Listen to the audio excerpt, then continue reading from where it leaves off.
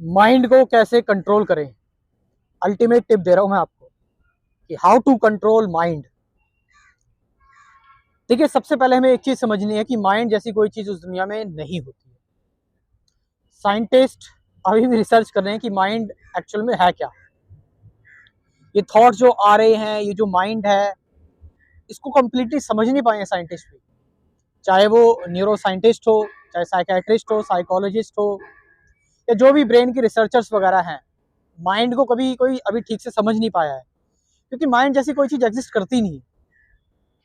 हाँ, अगर आप ये बोलोगे कि ब्रेन को कैसे कंट्रोल करें, तो वो मैं मान सकता हूँ कि ब्रेन को हम कंट्रोल कर सकते हैं। ब्रेन क्या है? ब्रेन एक मशीन की तरह है, केमिकल्स है ब्रेन में, सेरोटोनिन, डोपामिन, एक स्ट्रक्चर है ब्रेन की, ब्रेन में न्यूरॉन्स हैं, उसको आप कंट्रोल कर सकते हो। और उसको भी कैसे आप कंट्रोल कर सकते हो, ब्रेन को भी कैसे कंट्रोल कर सकते हो। ब्रेन भी जो है वो आपका केमिकल्स के थ्रू कंट्रोल होगा, क्योंकि आपके ब्रेन में कोई केमिकल की डेफिशिएंसी हो गई, केमिकल कम हो गया, मान लो डोपामिन कम हो गया है आपके अंदर, तो आप उस डोपामिन को लेवल अप करने के लिए, लेवल में लाने के लिए, यस, कुछ आप एक्सरसाइज वगैरह कर सकते हैं। लेकिन अगर एक्चुअल में फंक्शन ब्रेन का बिगड़ा हुआ है, तो ब्रेन की फंक्शन को रिस्टोर करने के लिए, ठीक से बदलने के लिए, ब्रेन की फंक्शन को सही जगह पर लाने के लिए हमें केमिकल्स की जरूरत होगी और ब्रेन को कंट्रोल करना पड़ेगा। लेकिन माइंड को कंट्रोल करने की कुछ है ही नहीं। माइंड जब कोई चीज होती नहीं है, अब क्योंकि माइंड होता ही नहीं है, तो हम कंट्रोल क्यों करें माइंड को। आप दुनिया भर की वीडियोस, रिसर्च, टॉपिक्स, थ्योरीज वगैरह पढ़ लीजिए, माइंड पर अभी भी कोई भी क्लियर नहीं है कि एक्चुअल में माइंड क्या है। कोई बोलता है माइंड जो है वो सिर्फ थॉट्स हैं, माइंड जो है फीलिंग्स है, इमोशंस हैं, लेकिन आ तो ये सारी चीजें ब्रेन से रही हैं। तो माइंड जब है ही नहीं, तो हम माइंड को कंट्रोल क्यों कर रहे हैं। तो सबसे पहले आप ये कंट्रोल वर्ड दिमाग से निकाल दीजिए। अब आप तुरंत इतनी सारी वीडियोस देखते हैं माइंड को कंट्रोल करने की, लेकिन क्या आप सच में, सच पूछिए अपने आप से, क्या आपने आज तक कभी माइंड को कंट्रोल कर पाया है? नहीं। आप अभी भी कुछ ना कुछ ऐसी हरकतें कर देते हो, उसके बाद आप सोचते हैं यार मेरा माइंड क्यों नहीं कंट्रोल हो रहा है, क्योंकि माइंड जैसी कोई चीज है नहीं। लेकिन जब आप कोई मेथड सिस्टम लाते हैं कंट्रोल करने का, मुझे कंट्रोल करना है, तो आपको और ज्यादा इरिटेशन होती है, आपका माइंड और भी ज्यादा अनकंट्रोल हो जाता है। तो जो चीज है ही नहीं, आप उसको कंट्रोल क्यों कर रहे हैं? कंट्रोल करने की कोई जरूरत नहीं है, सप्रेस करने की कोई जरूरत नहीं है, रोकने की कोई जरूरत नहीं है, उसको खुला छोड़ दो बस। Let it be free, liberated छोड़ दो इसको। जब आप इसको खुला छोड़ दोगे, लिबरेटेड छोड़ दोगे, तो ये अपना रास्ता खोज लेगा, अपना रास्ता ये निकाल लेगा। और ब्रेन को कंट्रोल करने की जरूरत होती है, बिल्कुल होती है ब्रेन को कंट्रोल करने की जरूरत। आज के टाइम पर जितनी भी ब्रेन की मेंटल इलनेसेस है, चाहे ओसीडी हो गया, स्किज़ोफ्रेनिया हो गया, या फिर बाइपोलर डिसऑर्डर हो गया, जितने भी मेंटल मेंटल इलनेसेस आती है जो ब्रेन से रिलेटेड हैं, उनको तो कंट्रोल करना पड़ेगा। और उनको कंट्रोल करने का सिर्फ एक ही ऑप्शन है, वो है medical treatment, biological treatment. Yes, कुछ साइकोथेरेपी वगैरह भी होती है, वो भी इंपॉर्टेंट है, वो भी ठीक होती है। लेकिन ब्रेन का अगर फंक्शन ठीक ठाक बिगड़ा है, आपका कंट्रोल नहीं है, तो फिर केमिकल्स की जरूरत ही पड़ेगी, क्योंकि वो फिर मॉलिक्यूल लेवल पर काम होगा। फिर आप जो है वो सिर्फ एक्सरसाइज करके, फिर आप जो है सिर्फ साइकोथेरेपी से नहीं हो सकता। तो सबसे पहले आपको ये समझना पड़ेगा कि माइंड और ब्रेन अलग है। माइंड जो है वो आपका, आपके थॉट्स, फीलिंग, इमोशंस, ये सारा का सारा माइंड है। और ब्रेन क्या है? जो इन सारी चीजों को एक्चुअल में जनरेट कर रहा है, फिजिकल स्ट्रक्चर जो है वो ब्रेन है। और माइंड क्या है? जो इन सारी चीजों को लेकर आ रहा है, जो ये थॉट्स, फीलिंग जो है, जिनको हम नाम दे रहे हैं, वो सारी चीजें माइंड है। लेकिन वो है भी और नहीं भी है। इस पर अभी भी बहुत बड़े आर्गूमेंट, डिबेट वगैरह चल रही है।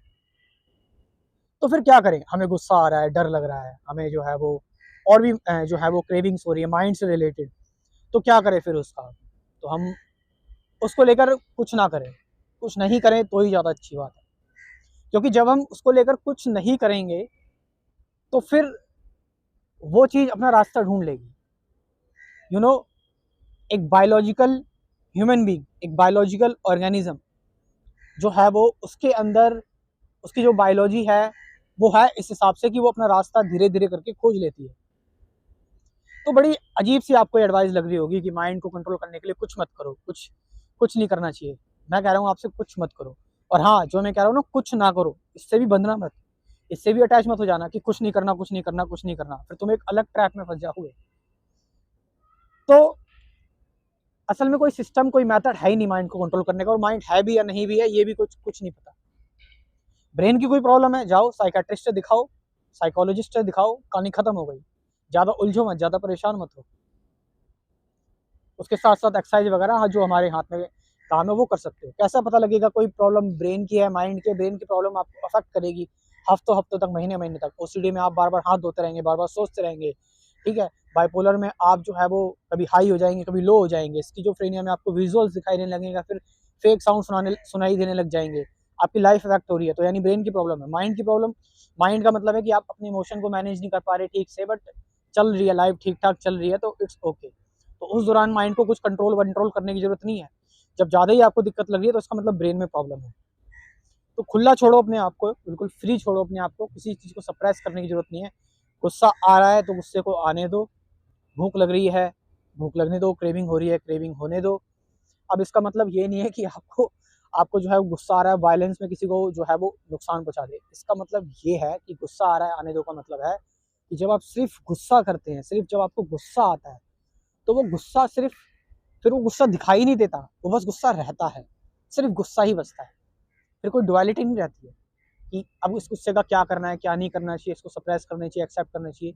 जब आप गुस्से को लेकर बहुत ज़्यादा वो हो जाते हैं चिड़चिड़े, तब ज़्यादा गुस्सा बाहर निकलना स्टार्ट हो जाता है। गुस्सा एक ऐसी चीज़ है कि ह्यूमन बीइंग्स को पता रहता है कि मुझे गुस्सा आ रहा है, और क्योंकि ह्यूमंस है वो अवेयर रहते हैं, जैसे उनको पता लगता है, अवेयरनेस हो जाती है, गुस्सा आ गया, बस कहानी यहीं पर ख़त्म हो गई। लेकिन जब हम ये कहते हैं कि मुझे गुस्सा क्यों आया, मुझे नहीं आना चाहिए, या मुझे इतना गुस्सा आता है, मैं गुस्से में ये कर दूंगा, तो फिर हम गुस्से के बजाय और भी बहुत सारी चीज़ें हो गई। तो सिर्फ अगर गुस्सा आ रहा है, सिर्फ अगर डर लग रहा है, तो थोड़ी देर के लिए उसे लगने दीजिए, थोड़ी देर के लिए उस गुस्से को गुस्सा रहने दीजिए, सिर्फ गुस्सा रहने दीजिए, सिर्फ डर रहने दीजिए, सिर्फ इनसिक्योरिटी रहने दीजिए, सिर्फ आपकी जो हेट है, सिर्फ आपकी जो जेलसी है, उन सबको रहने दीजिए, जस्ट रहने दीजिए। वो धीरे धीरे करके अपना रास्ता निकाल लेगी और आपको पता भी नहीं लगेगा कब चली गई। क्यों? क्योंकि आप बायोलॉजिकली एक अवेयरनेस एनिमल है। हम सब एनिमल्स हैं, लेकिन ह्यूमंस में क्या डिफरेंस है कि ह्यूमन एक ऐसा एनिमल है जो अवेयर है, जिसको पता है कि एक्चुअल में जो है ऐसा करेंगे तो इससे गलत होगा। उसको पता है गुस्सा करेंगे तो जो है वो ठीक नहीं है। जस्ट खत्म कहानी, बिल्कुल दी एंड हो गई कहानी। अब की बार गुस्सा आएगा, जस्ट गुस्सा आया बस खाली। उसके बाद गुस्से का क्या करना चाहिए, क्या नहीं करना चाहिए, सारी चीज़ें खत्म। जस्ट आया, आ गया, खत्म कहानी। वो बाहर एक्सप्रेस नहीं हो पाएगा, बस आ गया और चला गया, पता भी नहीं लगेगा। डर आ गया और चला गया, आप उसको महसूस करेंगे, जो है आप उसको जो है वो फील करके वो निकल जाएगा, आपको टच करके निकल जाएगा, आपके अंदर नहीं रह पाएगा, आपके अंदर नहीं जाएगा वो। सो इसके अलावा माइंड कंट्रोल की और कोई टिप नहीं है। इसके अंदर आपको और भी कंसेप्ट मिल सकते हैं, आप इससे खुद को भी जो है रिलेट कर सकते हैं, खुद से समझ सकते हैं कि क्या बताने की कोशिश की जा रही है आपको इसमें। So thank you very much.